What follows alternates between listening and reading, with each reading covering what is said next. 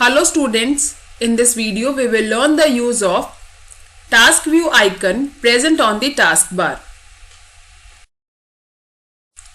The task view is one of the most exciting feature of Windows 10 which allows the user to create and organize multiple virtual desktops.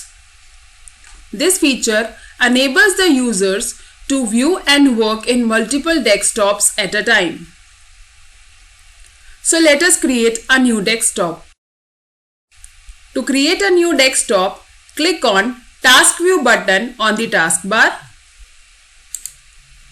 The Task View pane appears, displaying the preview of all the open windows. Now click on New Desktop button. The thumbnail of New Desktop appears. To view the newly created desktop, simply click on its thumbnail. This desktop has all the apps and softwares of the default desktop. To switch between the multiple virtual desktops, click on Task View button. Now select the required desktop.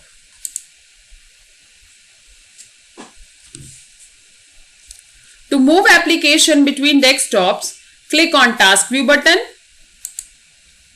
The Task View pane opens. Bring the pointer onto the desktop 1 thumbnail. It shows the small windows of all the running programs. Right-click on the application that is to be moved to another desktop.